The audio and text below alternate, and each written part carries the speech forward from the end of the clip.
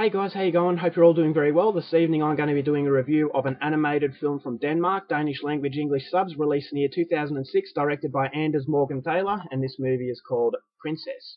And the story of Princess is as follows. When his sister dies, 32-year-old August returns home and consequently abandons his profession as a missionary priest.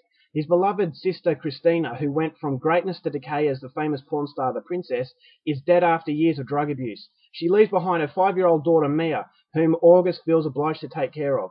Weighed down by grief and guilt, he decides to revenge the death of Christina and takes Mia on a mission to destroy all existing pornographic material featuring her mother.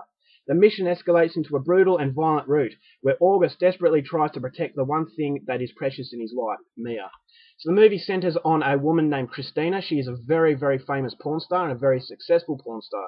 So she lives in a very seedy area of Denmark, and she has a 5-year-old daughter named Mia and a brother who works as a missionary priest named August. Now, one day, the princess, Christina, the princess is her nickname, Christina ends up dying of a drug overdose, and this leaves Mia all alone. So she is being cared for by a brothel owner who was a friend of Christina. And so when word gets out that his sister has died, August leaves behind his job as a missionary priest, and he sees it as his responsibility to raise Mia in a very caring environment. So he gets to the brothel, he takes Mia, and straight away there is evidence that Mia had been both sexually and mentally abused.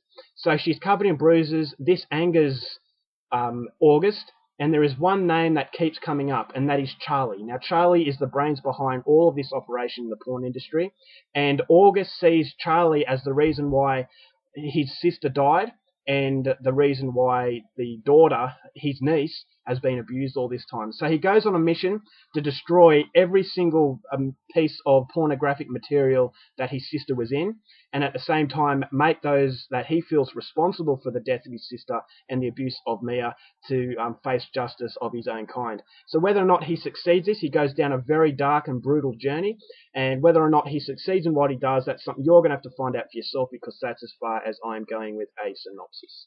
Now, my thoughts on the film. This is a very interesting movie, and I would say that not everyone is going to enjoy this film. If you're a fan of extreme cinema, definitely pick this one up. But if you're a person who gets easily offended, then stay well away from it. This is rated R18+, and it is rated R18+ for a very good reason. This is an extremely disturbing and upsetting film. It centers around the porn industry, and it basically tells you how destructive the porn industry can be because of the vulnerable individuals that are actually part of it. So we've got Princess, who is, her name's Christina. Now, the interesting thing is the family dynamics in the main family. Now, August is Christina's brother, and they were both involved in a traumatic event in their childhood that I'm not going to give away, but it's basically telling you how they came to be what they were. Now, in this traumatic event, August went to be a missionary priest to try and get faith back in humanity, whereas Christina took a different route. She went down the drug route, and then she also basically took up porn. And it really demonstrates how destructive and how seedy the porn industry can be, because they do feed off vulnerable individuals. You see so many times in real life that porn actresses have come from broken homes, very damaged souls, and that these seedy individuals, they feed off this, and they bring them in, and it's the only, explanation as to why someone would stoop so low to basically demean themselves on camera so other people can actually get off on it. So it's a very real thing, which makes this film even more heartbreaking, is the fact that these things really happen, that this is not far off the truth. And it also centers on child abuse. Now, the only real victim here is Mia, the 5-year-old. August starts off as a decent human being, but his anger starts to control him, and he starts to do very bad things. Whereas Mia, she's too young to know any better. She was raised in a despicable environment, surrounded by very perverted people. And art imitates life, and life imitates art. So what Mia sees in the brothel and saw what her mother did, she thinks that this is the way of life, and therefore she is a very troubled individual. She's very sad and she's very scared, whereas I actually thought at one stage of the film it was very upsetting to see Mia on one side, and she's looking out a window and seeing people her own age, 5-year-olds, playing. So on one side you've got the damaged soul of Mia, and then on the other side you've got the innocence of childhood. But that innocence was completely taken away from Mia, and that is the most heartbreaking thing. And that is what makes it so disturbing, is, as I said, it's a real thing, and these things happen. And the only real innocent person is someone who really doesn't know any better. And it does show you that vulnerable people can make very bad choices, and it can destruct not only themselves but the people surrounding them. So it is a tale about revenge, and I actually thought it was a simplistic enough film, but it had such deep emotion behind it. Now, there are films that are taking on similar storylines, but I actually felt this one did it better because it wasn't glorifying anything. It wasn't telling you that this was a good lifestyle. Everything was seedy. Every one of the characters had no redeemable qualities except for young Mia. Even the hero, he's kind of an anti-hero. He was doing really bad things, and he even subjected Mia to these bad things as well, which I'm not going to give away. But it really was a case of life dealing them a really bad hand, and things just go way out of control. Now, it is an animated film, and what I actually really liked about the animation is that Anders Morgan Thaler, he decided to put a little bit of realism, like realistic real-life footage, amongst the animation, which kind of gives you the impression of art imitating life and life imitating art, as I just said before.